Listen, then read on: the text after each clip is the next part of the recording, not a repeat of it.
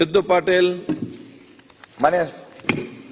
ಮಾನ್ಯ ಸಭಾಧ್ಯಕ್ಷರೇ, ನಾನು ಹುಮನಾಬಾದ್ ಮತಕ್ಷೇತ್ರದ ಹುಮನಾಬಾದ್ ಪಟ್ಟಣದಲ್ಲಿ ಪುರಸಭೆ ವತಿಯಿಂದ ಏನು ನೀರು ಕುಡಿಯುವಂತ ನೀರು ಬಹಳ ಸಮಸ್ಯೆ ದೂರಿದೆ. ಆದ ಕಾರಣ ನಾನು ಪೌರಾಡಳಿತ ಸಚಿವರನ್ನು ಗಮನ ಸೆಳೆಯಲು ಇಚ್ಛಿಸಪಡ್ತೇನೆ. ಓಕೆ, ಮಾನ್ಯ ಅಧ್ಯಕ್ಷರೇ, ಉತ್ತರ ಕೊಟ್ಟಿದ್ದಾರೆ. ಏನು ಹೇಳಿ? ಪದೇ ಪದೇ ಹುಮನಾಬಾದ್ ಪಟ್ಟಣಕ್ಕೆ ಏನು ಕಾರಂಜ ಜಲಾಶಯದಿಂದ ನೀರು ಬರ್ತಾ ಇದೆ. ಆ ಒಂದು ಜಲಾಶಯದಿಂದ ನೀರು ಬರ್ತಂತ ಇದನ್ನೆಲ್ಲ ಬಹಳ ವರ್ಷಗಳಿಂದ ಈ ಒಂದು ಯೋಜನೆಯನ್ನು ಬಂದಿದೆ ಮಾನ್ಯ ಅಧ್ಯಕ್ಷರೇ. ಆದರೆ ಪದೇ ಪದೇ ಒಂದು 15 ದಿವಸಕ 20 ದಿವಸಕ ತಿಂಗಳಿನಲ್ಲಿ ಸುಮಾರು 4 ದಿವಸ 5 ದಿವಸ ಹುಮನಾಬಾದ್ ಪಟ್ಟಣಕ್ಕೆ ನೀರು ಬರಲ್ಕ ತೊಂದರೆ ಆಗ್ತಾ ಇದೆ.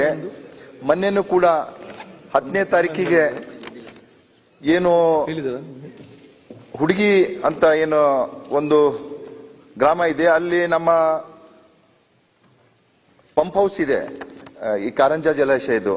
ಆ ಪಂಪ್ ಹೌಸ್ ನಲ್ಲಿ ಅಲ್ಲಿಂದ ಒಂದು ಮೋಟ್ರು ಮತ್ತು ಪಂಪ್ ಖರಾಬ್ ಆಗಿ ಸುಮಾರು 5-6 ದಿವಸ ನೀರು ಸರಬರಾಜು ಆಗಿಲ್ಲ ಮಾನ್ಯ ಅಧ್ಯಕ್ಷರೇ.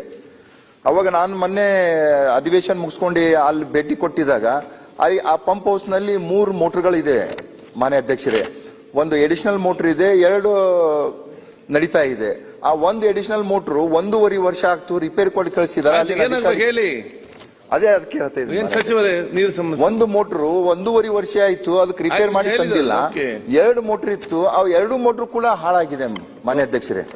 ನಾನು ಹೇಳೋದಿಷ್ಟೇ, ಒಂದು ಪಂಪ್ ಖರಾಬ್ ಆಗ್ತು ಅಂತಂದ್ರೆ ಅದು ರಿಪೇರ್ ಮಾಡ್ಲಕ್ಕ 1-2 ದಿವಸ ಮ್ಯಾಕ್ಸಿಮಮ್ ಆಗುತ್ತೆ. ಅದೇ ಅಧಿಕಾರಿಗಳು 6-8 ದಿವಸ ಕೂಡ ಆದ್ರೆ ಯಾಕೆ ಇದು ಮಾಡ್ತಾ ಇದಾರಂತ ನನ್ನ ಮಾನ್ಯ ಸಚಿವರಿಗೆ ಕೇಳಕ್ಕೆ.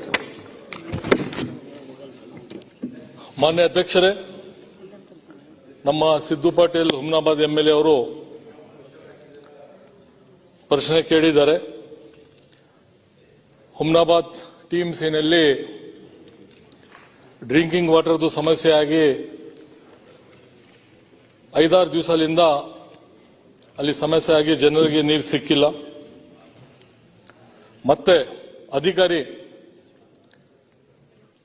2 ದಿವಸ ಕೆಲಸ 1 ವೀಕ್ ಟೈಮ್ ತಗೊಂಡಿದ್ದಾರೆ, ಕೆಲಸ ಮಾಡಿಲ್ಲ.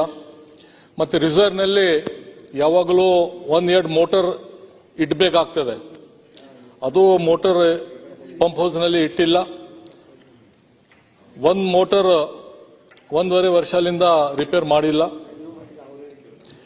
ಇದ್ರ ಬಗ್ಗೆ ಎಸ್ಪೆಷಲಿ ಡ್ರಿಂಕಿಂಗ್ ವಾಟರ್ ಸಲಹೆಗೆ ಮಾನ್ಯ ಮುಖ್ಯಮಂತ್ರಿ ಸಿದ್ದರಾಮಯ್ಯ ಸಾಹೇಬರು ಸುಮಾರು ಸಲ ಮೀಟಿಂಗ್ ತಗೊಂಡಿದ್ದಾರೆ. ಆ ಮೀಟಿಂಗ್ನಲ್ಲಿ ಸೆಕ್ರೆಟರೀಸ್ ಮತ್ತೆ DC, CO, ಕಮಿಷನರ್ಸ್ ಎಲ್ಲರೂ ಅಟೆಂಡ್ ಮಾಡಿ ಸ್ಪೆಷಲಿ ಡ್ರಿಂಕಿಂಗ್ ವಾಟರ್ಗೆ ಎಲ್ಲ ಕಡೆ ಎಲ್ಲ ಪ್ಲೇಸಸ್ ನಲ್ಲಿ ತೊಂದರೆ ಆಗಬಾರ್ದು ಅಂತ ಸ್ಟ್ರಿಕ್ಟ್ಲಿ ಡೈರೆಕ್ಷನ್ ಕೊಟ್ಟಿದ್ದಾರೆ. ಇವರ ಸಮಸ್ಯೆ ಒಂದು ಹೇಳಿ. ಮತ್ತೆ ಅಲ್ಲಿ ಸಮಸ್ಯೆ ಆದರೂ ಡೈರೆಕ್ಟ್ಲಿ DC, CS, ಕಮಿಷನರ್ಗೆ ನಾನು ಆಕ್ಷನ್ ಮಾಡಿದ್ದೀನಿ ಅಂತ ಹೇಳಿದ್ದಾರೆ. ಅದರ ಸಲಹೆಗೆ ಹುಮನಾಬಾದ್ನಲ್ಲಿ ನಾನು ಇಮಿಡಿಯೇಟ್ ರಿಪೋರ್ಟ್ ಕಳಿಸಬೇಕಂತ DC-ಗೆ ಹೇಳಿದ್ದೀನಿ. DC ಆಲ್ರೆಡಿ 1 JE-ಗೆ ಸಸ್ಪೆಂಡ್ ಮಾಡಿದ್ದಾರೆ. ಮತ್ತೆ ಚೀಫ್ ಆಫೀಸರ್ಗೆ ರಿಪೋರ್ಟ್ ನನ್ನ ಹತ್ರ ಮೋಸ್ಟ್ಲಿ ನಾಳೆ ಟುಮಾರೋ ತನ ಬರಬಹುದು. ಅದ್ರ ಮೇಲೆ ಐ ಟೇಕ್ ಏನು ಸೀರಿಯಸ್ ಆಕ್ಷನ್. ಮತ್ತೆ ಸುಮಾರು ದಿವಸ ಪೈಪ್ಲೈನ್ ಆಗಿದೆ, 20-30 ವರ್ಷ ಆ ಪೈಪ್ಲೈನ್ ಮಾಡಿದ್ದಾರೆ. ಅದ್ರದ್ದು ಎಲ್ಲ ಡೀಟೇಲ್ ಮಾಹಿತಿ ತೆಗೆದು ಆಮೇಲೆ ಎಕ್ಸಾಮಿನ್ ಮಾಡಿ ನಾನು ತೀರ್ಮಾನ ಮಾಡ್ತೀನಿ ಸರ್.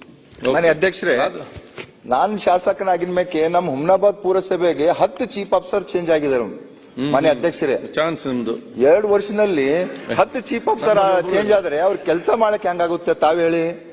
ಇದ್ರ ಬಗ್ಗೆನೂ ಕೂಡ ಮಾನ್ಯ ಸಚಿವರ ಗಮನ ಹರಿಸಬೇಕಲ್ಲ. ಒಬ್ಬರದು ಡಿಜಿಟಲ್ ಕೀ ಪುರಸಭೆ ಮುಖ್ಯಾಧಿಕಾರಿ ಬರ್ಬೇಕಂದ್ರ 15 ದಿವಸ 20 ದಿವಸ ಬೇಕು. ಆದ್ರೆ ಏನ್ ಕೆಲಸ ಮಾಡಕ್ಕಾಗುತ್ತೆ?